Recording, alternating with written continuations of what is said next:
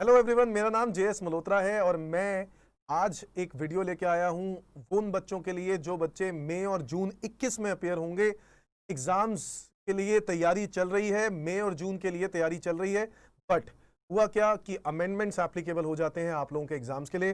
जी हाँ, बजट 2020 लग जाता है। आप लोगों ने बजट 2019 के हिसाब से तैयारी की होगी, तो घबराने की कोई जरूरत नहीं है। कोई बच्चे ऐसे भी होंगे जो नवंबर में ऑप्ट आउट करना चाहते होंगे, नवंबर से ऑप्ट आउट करके जून में देना चाह रहे हैं, मई में देना चाह रहे हैं, या फिर दिसंबर से ऑप्ट आउट करके जून में देना चाह रहे हैं। तो उन लोगों को ये बात पे ध्यान रखना है कि उनको अमेंडमेंट्स भी पढ़ने पड़ेंगे डायरेक्ट टैक्स के अंदर। तो आओ सर, हम लोग स्टार्ट करते हैं डायरेक्ट टैक्स की अमेंडमेंट, सीक्वेंस वाइज स्टार्ट करते हैं। और पहला जो अमेंडमेंट मैं आज डिस्कस करने जा रहा हूं वो डिस्कस करने जा रहा हूं रिलेटेड टू टैक्स रेट्स। तो बच्चों, जो आज की जो डिस्कशन है वो सिर्फ टैक्स रेट से रिलेटेड है। Chapter introduction to income tax act जो मैं कराता हूं, ठीक है, और बेसिक्स के अंदर टैक्स रेट्स की अगर हम बात करें तो क्या नया आया है। तो पहले तो आपको ये बात बता दूं कि इनकम टैक्स डिपार्टमेंट ने कोई नया स्लैब नहीं निकाला, ऑप्शन जरूर दिया है। ऑप्शन और एक नया स्लैब निकाल देने में बहुत फर्क है, क्योंकि बहुत सारे लोगों को ये लगता है कि एक नया स्लैब आ चुका है, बट नया स्लैब नहीं आया। There is an option for individuals कि आप ये ऑप्ट कर सकते हो, इंडिविजुअल्स और एचयूएफ दोनों के लिए ऑप्ट कर सकते हो कि ये एक ऑप्शनल स्लैब आप ले सकते हो। बट उसके लिए आपको बहुत सारा नुकसान उठाना पड़ेगा। वो नुकसान क्या होगा वही हम बात करने। चलो स्टार्ट करें बच्चों। तो ऑप्शन फॉर इंडिविजुअल्स, एचयूएफ की अगर हम बात करें तो ये वो ऑप्शंस की अगर हम बात कर रहे हैं, ये सेक्शन आ जाता है बच्चे 115 BAC, सेक्शन 115 BAC। और इस BAC सेक्शन के अंदर ये इंडिविजुअल्स के लिए और हिंदू अनडिवाइडेड फैमिली के लिए ये ऑप्शनल स्लैब निकाला गया है। अब ये ऑप्शनल स्लैब कहता क्या है कि 2.5 लाख रुपए तक आपको टैक्स नहीं देना है। 2.5 लाख रुपए तक आपको कोई टैक्स पे नहीं करना। अगर मैं साथ साथ आपको पुराना स्लैब भी लिख दूं, पुराना मतलब पुराना अभी भी एग्जिस्ट करता है। जी हाँ, अगर मैं बात करूं जनरल स्लैब की, मैं यहां पे लिख देता हूं। जो जनरल स्लैब है वो क्या है, फर्स्ट 2,50,000 तक आपको टैक्स 0 पे करना है। फिर 2.5 लाख रुपए से लेकर 5 लाख रुपए तक आपको टैक्स 5% पे करना है। 5 लाख रुपए से लेकर 10 लाख रुपए तक आपको टैक्स 20% पे करना है। और अबव 10 लाख रुपए अगर आपकी इनकम है तो आपको टैक्स 30% पे करना है। ये जनरल स्लैब था। अगर आपको याद हो, एक एज 60 प्लस वाले रेजिडेंट्स के लिए जिनकी एज 60 प्लस है और 80 से कम है, उन लोगों के लिए जो स्लैब एग्जेम्पशन है वो कितने रुपए तक की होती है, 3 लाख रुपए तक की। बिल्कुल सही बात। और जो रेजिडेंट्स हैं और जिनकी एज 80 या फिर उससे ज्यादा है, उनके लिए स्लैब 5 लाख रुपए तक एग्जेम्प्ट होता है। तो ये वाले जो स्लैब हैं ये एग्जिस्ट आज भी करते हैं दोस्तों। तो इसमें कोई चेंज नहीं आया। तो चेंज क्या आया, चेंज नहीं आया, एक ऑप्शनल ऐड हो गया इंडिविजुअल्स और हिंदू अनडिवाइडेड फैमिली के लिए। अच्छा सर, तो एचयूएफ के लिए तो बच्चों एक ही स्लैब था, यस या नो? एचयूएफ के लिए सिर्फ यही स्लैब है, जनरल वाला, ठीक है। जो इंडिविजुअल वाला है, इंडिविजुअल्स के लिए 3 अलग अलग स्लैब थे। डिपेंड करता है कि वो रेजिडेंट 60 से कम का है, या फिर 60 या उससे ज्यादा है बट 80 से कम का है, या फिर 80 से ज्यादा है। तो बच्चों, जब मैं इस स्लैब की बात करता हूं, इसमें एज की तो बात ही नहीं की गई ना। तो यहां पर ये सारे इंडिविजुअल्स के ऊपर एप्लीकेबल होता है। अगर मैं बात करूं इस स्लैब की, जो ऑप्शन है, इस ऑप्शन में 2.5 लाख रुपए हर नेक्स्ट स्लैब के लिए और उसके अगले स्लैब में, मतलब हर स्लैब में आपको 2.5 लाख रुपए का डिफरेंस नजर आएगा। ये देखिए, 2.5 लाख रुपए से लेके 5 लाख रुपए तक टैक्स 5% है, 5 से 7.5 पे 10% है, 7.5 लाख से 10 लाख पे 15% है, और 10 लाख से 12.5 पे 20% है, 12.5 से 15 लाख पर 25% है, अबव 15 लाख 30% है, जो कि सेम है। यहां पर अबव 10 लाख 30% है, यहां अबव 15 लाख 30% है। बट अगर आप देखो तो 2.5 लाख रुपए का डिफरेंस डाला हुआ है। उस 2.5 लाख रुपए के प्रोग्रेसिव रेट डाल दिए हैं कि जैसे जैसे 2.5 लाख एक्सीड करता जाएगा, नेक्स्ट 2.5 लाख रुपए के ऊपर ये वाला रेट लगेगा, उसके अगले 2.5 लाख रुपए पर ये वाला रेट लगेगा। रेट भी बच्चों बिल्कुल सेम रखा गया, 5, 10, 15, मतलब ज्यादा चेंज नहीं रखा गया। हर प्रोग्रेसिव रेट भी 5-5% का। अगर आप यहां देखें तो ये वाले स्लैब में 5, 20 और फिर 30 था, है ना बच्चों। तो यहां पर सीधा 5, 10, 15, 20, 25, 30, तो आपको याद करना भी आसान हो जाएगा, है कि नहीं। तो इंडिविजुअल्स का सेस तो बच्चों पहले भी लगता था, कोई फर्क ही नहीं है, सेस तो पहले भी लगता था, आज भी लगता है। समझ में आ गई बात। चलो अब आपके दिमाग में आ रहा होगा सर इसका एक क्वेश्चन भी करवा दो, एक कॉन्सेप्ट, एक रिवीजन करवा दो। ऐसा कुछ क्वेश्चन मैं एक बारी कैलकुलेट करके आपको बता देता हूं कि कैसे करना है। सो मान लेते हैं बच्चों एक इंडिविजुअल है मिस्टर जेड, जिसकी एज 42 ईयर्स है, ठीक है। उसकी जो टोटल इनकम है, उसकी जो टोटल इनकम है वो है, मान लेते हैं 16 लाख रुपए। कितनी है टोटल इनकम? 16 लाख रुपए, ठीक है जी। अब ये 16 लाख रुपए की टोटल इनकम है तो मुझे इसका टैक्स निकालना है। कंप्यूट हिज टैक्स लायबिलिटी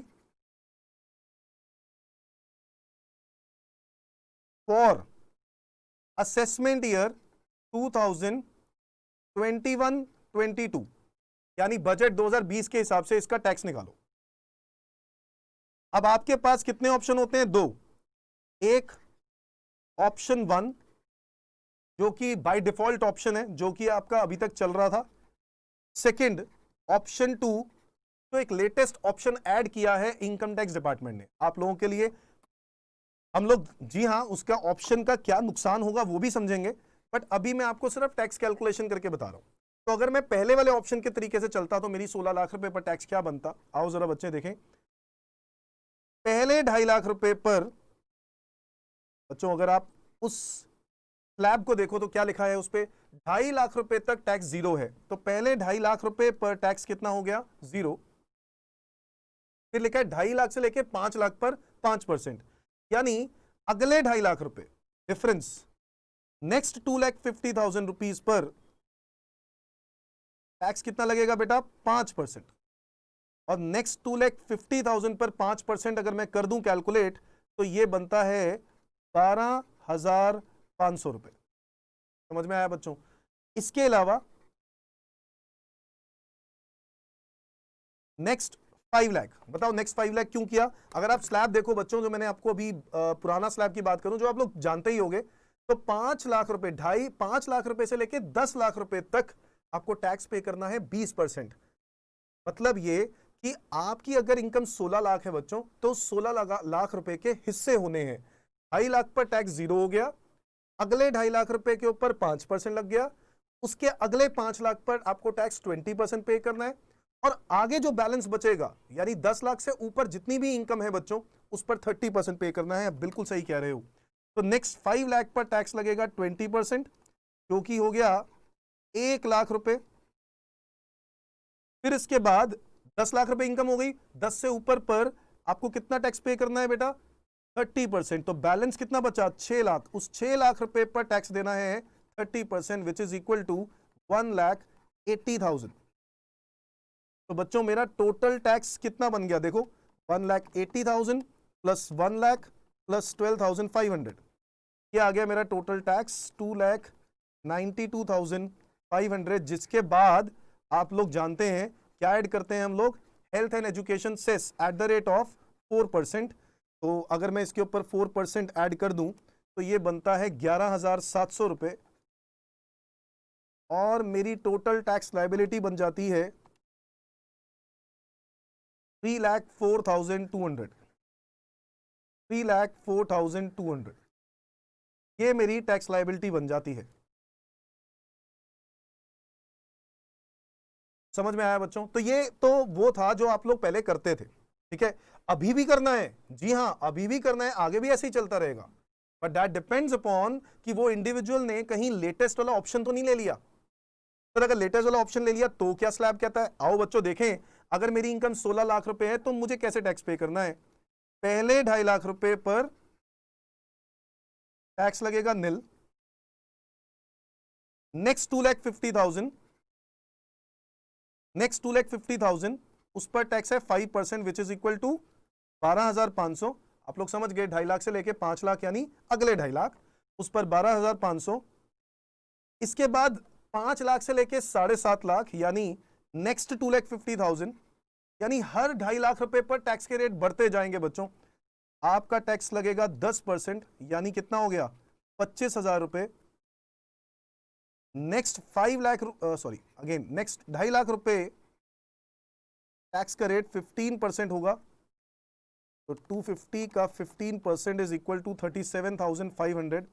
तो आप लोग देख रहे हो इनकम ज्यादा तो टैक्स भी ज्यादा। नेक्स्ट 2,50,000 टैक्स का रेट 20% हो जाएगा बच्चों, इसका मतलब है टैक्स हो गया 50,000 रुपए। नेक्स्ट 2,50,000 टैक्स का रेट 25% हो जाएगा, और 2.5 लाख रुपए जो अगला है उसके ऊपर 25% लगाएं तो टैक्स बनता है 62,500। हाँ जी, तो 15 लाख रुपए तक की आपने इनकम पे टैक्स निकाल दिया 25% के हिसाब से। अब जो भी बचा उसके ऊपर कितना लगेगा 30%। तो बैलेंस कितना बच गया अब आपके पास, सोचो। 2.5 5 हो गया, 2.5 7.5 10 12.5 15, पूरे 15 लाख हो गए। अब ये 1 लाख रुपए का जो टैक्स अमाउंट है उसके ऊपर का टैक्स होगा 30%, विच इज इक्वल टू 30,000। ठीक है बच्चों, तो ये मेरा टोटल इनकम मेरी हो गई है कितनी, 16 लाख रुपए की मेरी इनकम थी, उस पर मैंने टैक्स निकाल दिया है। अब आप लोगों ने देख लिया मैंने 16 लाख के कैसे टुकड़े किए। आओ जरा देखो जरा, पहले वाला स्लैब क्या था और अब वाला स्लैब। ये पहले वाला स्लैब आपके सामने, सेकंड वाला स्लैब देखो। 2.5 लाख रुपए तक जीरो, 2.5 से लेके 5 लाख पे यानी अगले 2.5 लाख पे 5%, 5 से लेके 7.5 यानी उसके अगले 2.5 लाख रुपए के ऊपर 10%, 7.5 लाख रुपए से 10 लाख रुपए तक अगले 2.5 लाख रुपए के ऊपर 15%, फिर 2.5 लाख रुपए अगले 2.5 लाख रुपए के ऊपर 20%, फिर अगले 2.5 लाख पे 25%, और फिर जितना भी 15 लाख से ऊपर की इनकम है उस डिफरेंस के ऊपर 30% काट देगा।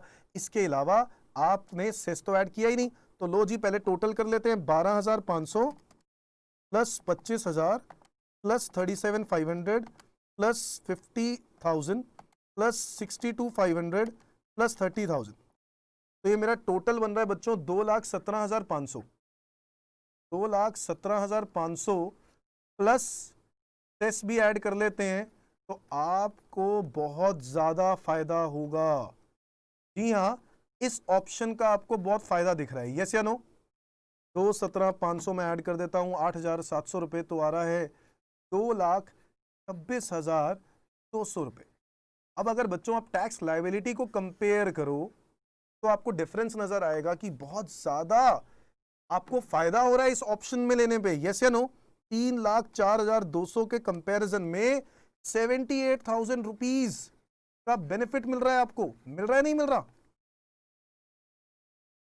मिल रहा है बच्चों, बट दिक्कत है इस ऑप्शन को अवेल करने में। दिक्कत है ऑप्शन को अवेल करने में। सर दिक्कत क्या दिक्कत है सर? आओ बच्चों आओ, वो ऑप्शन को अवेल करने का दिक्कत भी समझ लेते हैं, नहीं तो आपको लगेगा कि सर ये तो फायदा ही फायदा है, यही स्लैब ऑप्शन लेंगे। बेटा कोई आपसे एडवाइस मांगेगा तो आप तो यही कहोगे सर यही वाला अच्छा है, ऑब्वियसली सर कितना मजेदार है, देखो कितने रुपए बच रहे हैं। ऐसा नहीं है बच्चों, गवर्नमेंट ने बहुत सोच समझ के ये बनाया है। उसके लिए आपको कुछ चीजों का मतलब कुछ चीजें आपको छोड़नी पड़ेंगी, बेनिफिट्स छोड़ने पड़ेंगे, एग्जेम्पशंस छोड़नी पड़ेंगी, डिडक्शंस आप अवेल नहीं कर पाओगे। तो वो क्या बातें हैं वो देख लेते हैं जरा कि क्या वो एग्जेम्पशंस डिडक्शंस की बात हो रही है। ये देखो कंडीशंस एंड रिस्ट्रिक्शंस देख लेते हैं। कह रहा है the alternative tax regime under section 115 BAC is available only in the case of individual HUF। ठीक है, 21-22 से अब से स्टार्ट हो जाएगा। इट इज ऑप्शनल, ये बात भी हो गई पक्की। इंडिविजुअल HUF में भी रेजिडेंट और नॉन रेजिडेंट, इससे कोई फर्क नहीं पड़ता कि वो सिर्फ रेजिडेंट के लिए नहीं, नॉन रेजिडेंट भी हो सकता है। बट आपको पता है बच्चों, नॉन रेजिडेंट में जो पुराने वाला स्लैब था वो सिर्फ एक ही था, रेजिडेंट्स के 3 स्लैब्स होते थे। हाँ, ऑल्टरनेटिव ये जो टैक्स रिजीम है वो सबके लिए है, इसका मतलब कोई भी ले सकता है। Individual may be a salaried retired employee having pension income और अ सेल्फ एम्प्लॉयड पर्सन, यानी बिजनेस इनकम भी हो सकती है, और एनी अदर पर्सन यानी हैविंग एनी इनकम, कोई भी तरह की इनकम हो सकती है, इससे फर्क नहीं पड़ता है। हाँ, बट आप लोग जानते हैं कि कुछ ऐसी इनकम्स होती हैं जिस पर स्लैब रेट लगता ही नहीं है, उन इनकम्स पे फ्लैट रेट लगते हैं बच्चों। तो वो वाली इनकम्स को मना कर दें तो बाकी जो स्लैब इनकम्स वाली इनकम्स हैं उनके ऊपर ये स्लैब रेट लगेंगे। रेट जिन पे लगने हैं वो तो लगने ही है, जैसे long term capital gain, short term capital gain under section 111A, वो सब चीजें वैसे ही चलती रहेंगी, उसके ऊपर स्लैब रेट ही लगेगा, सॉरी उसके ऊपर फ्लैट रेट ही लगेगा। ठीक है जी, आगे आ जाओ। अब अगर आप ये बेनिफिट लेना चाहते हो, ये ऑप्शन लेना चाहते हो, तो ये वो नुकसान है जो आपको छोड़ने पड़ेंगे। मतलब ये आपको नुकसान लगेगा, क्योंकि कह रहा है आपको कोई एग्जेम्पशन नहीं मिलेगी। किसमें एग्जेम्पशन नहीं मिलेगी? लीव ट्रेवल अलाउंस में। बच्चों सेक्शन 10(5) लीव ट्रेवल अलाउंस में हम एग्जेम्पशन पढ़ते हैं, वो लीव ट्रेवल अलाउंस की कोई एग्जेम्पशन नहीं मिलेगी। Convince allowance, relocation allowance, children education allowance, house rent allowance, standard deduction, 50,000 रुपए की स्टैंडर्ड डिडक्शन होती है, वो आपको छोड़नी पड़ेगी। Entertainment allowance deduction, daily allowance, helper allowance, other special allowance, ये अलाउंस कंपनी की तरफ से तो मिल रहे हैं बच्चों, आपको एग्जेम्पशंस नहीं मिलेंगी। जो भी इसके अंदर एग्जेम्पशंस होंगी, प्रोफेशनल टैक्स का बेनिफिट नहीं मिलेगा। Interest on housing loan section 24B house property में जो आता है वो भी डिडक्शन नहीं मिलेगी। एडिशनल डेप्रिसिएशन आप क्लेम नहीं कर पाओगे। बच्चों पीजीबीपी चैप्टर के अंदर हम पढ़ते हैं इन्वेस्टमेंट अलाउंस इन बैकवर्ड एरियाज, गया काम से, अब आपको ये नहीं मिलेगा।